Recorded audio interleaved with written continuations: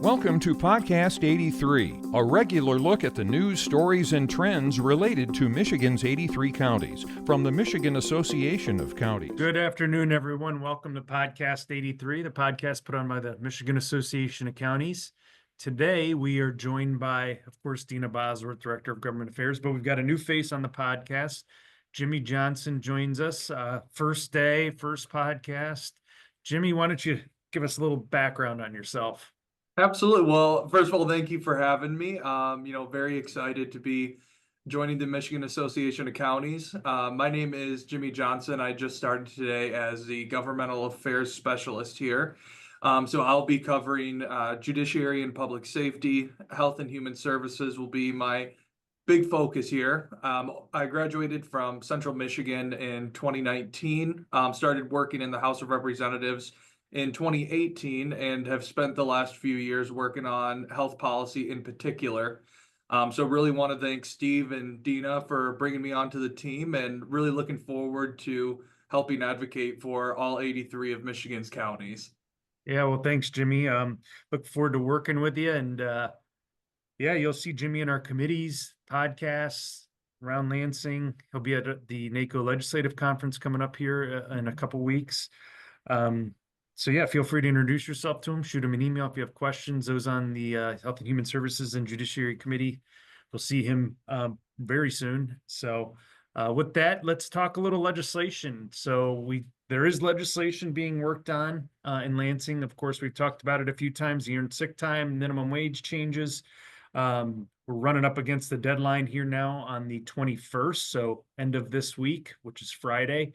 We've got some legislative session days between now and then. So Deena and Jimmy, feel free to jump in where you see fit. But Deena, tell us a little bit about what happened last week, where we're at, what can we expect with this deadline right around the corner? Yeah, so thanks, Steve. The deadline is February 21st for that Supreme Court order to go into effect, which is making everyone in the state adopt those Earned Sick Time Act and minimum wage provisions that were adopted by the 2018 legislature. And the House and the Senate have been talking all year on trying to figure out how they're going to fix it to make it actually work a little bit better for businesses and for counties across the state. And they haven't come to an actual conclusion yet. That's still really all up in the air.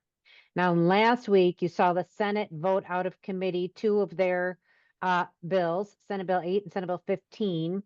But Senate Bill 15 is the one that amends the Earned Sick Time Act. They didn't take that up and pass it out of committee or pass it out of the Senate. They did pass out Senate Bill 8, which amends the minimum wage law, and sent that over to the House. Now, as a recap for our members, the House already passed out House Bill 4001 and 4002 over to the Senate, which amend the Earned Sick Time Act and the Minimum Wage Act. So the House has two bills sitting in the Senate. The Senate has one bill sitting in the House. And those bills are still very, very different.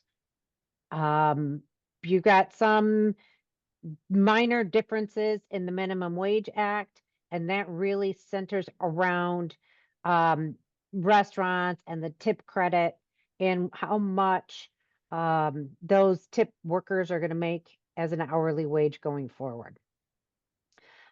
It was a pretty tough vote. I mean, the Senate sat around until very late on Thursday last week debating who was going to vote for this and if they could live with those changes.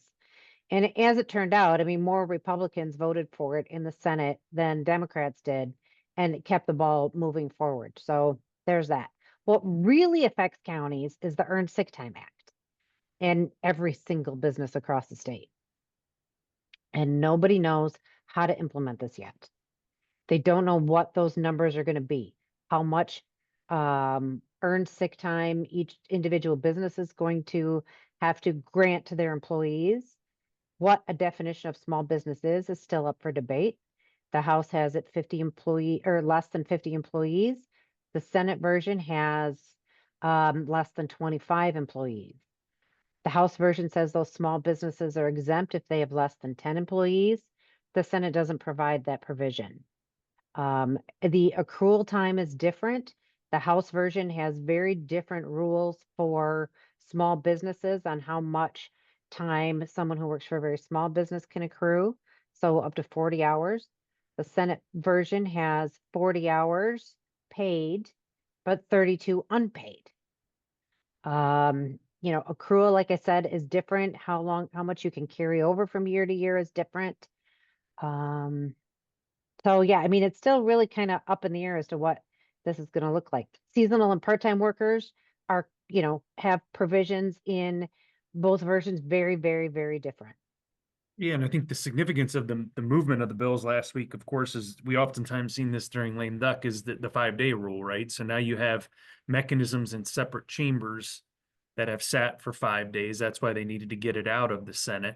So it sits in the House for 5 days and they can take action on it now this week. But there's right, like you said, there's only one bill in the House, Senate bill that's in the House that can be acted on by the deadline. Of course, if they want to go past the deadline, they could, which I think would be more confusing, right? If, let's say, the changes are enacted the 21st, then they change the law again. I mean, that would be totally confusing for everyone. So, it's kind of now up to each chamber. Well, I mean, the Senate could Senate each has a bill to affect each, right? The hourly and the earned sick time, right? Yeah, so the earned sick time is still in the Senate. So that 5-day rule, if they wanted to enact this before the effective date, is not going to work. Right. They'd have to use the Th- House bills. They'll have to use the House bills. Right. And then they have And House bills in the Senate for the hourly as well.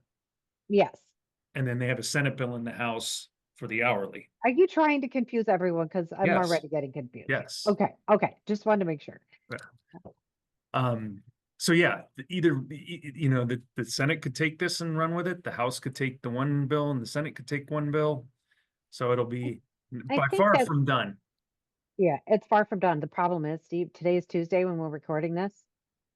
And this bill goes into effect on Friday. I mean, Right. the effective date is Friday. So they have to get this done Wednesday or, I mean, maybe early on Thursday, and get the bill enrolled and present it to the governor. Is the governor even in the state? I don't remember. I know she was I on don't know if she's back yet. I mean, the lieutenant governor will have to sign it then if they want it in effect before the effective date. Right. And there's So no session today or today, right? No one's voting just today. today, yeah. So it would be Wednesday, Thursday action.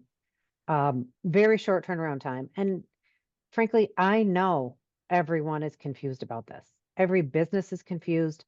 Every payroll company is confused. Everyone is confused as to what they're supposed to be doing. So hopefully they get it done this week and alleviate some of that pressure. Yeah, so we'll see, I guess. We'll see in the Um, next. I Go do have one thing to add. The Department of Labor and Economic Opportunity, I put this in our legislative update last week, is doing a webinar on what this means for public employers on Wednesday afternoon at 2:00. So the link is in our legislative update for those that are looking for it. Just let if you need help, let us know. Hopefully they record it and we can watch it again. How up to date their information is going to be, I can't really say because Yeah, we don't know what the final versions are going to be, but Yeah, so that Better than information's in last Friday, the 14th, legislative update. For those that are looking, or you can go to our website, micounties.org, and find those legislative updates up on there as well. So yeah, we'll, hopefully have an update next week on what happens in this week's legislative update. Moving on, we've got MAC conference registration is open, which is happening in April. Let me pull the dates up here. 7th to 9th. Yep, April 7th through 9th here in Lansing, so that registration is open. We do tentatively have the governor confirmed as a speaker, so that's good. So folks can sign up for there and see the different breakout sessions or different plenary sessions we're having for that. And then in a couple weeks is the legislative conference. We have about NACO legislative conference. We have about 60 attendees from Michigan attending that. And in addition, in the first time since 2005, 20 years, we have a Michigan commissioner running for second VP of the NACO board of directors. National Association, of course, big deal. Alicia Bell, Commissioner Alicia Bell from Wayne County is running for second VP of the NACO board. So no voting at this legislative conference. That'll occur at the annual conference in Philadelphia in July, but very exciting to hear that there's a Michigan commissioner running for second VP of NACO. Other than that, anything else? Jimmy, Deena, you guys want to update anyone on? No? No, I mean, the internal committees are just now starting, so excited to get Jimmy here to help, you know, meet all of our county commissioners and then jump into all of the issues with us. All And the right. legislature's just doing their introductory committees, so nothing exciting at this point. All right. Well, great. Thanks for the update, guys. And we will stay tuned. So thank you. Thank you for listening to today's episode of Podcast 83.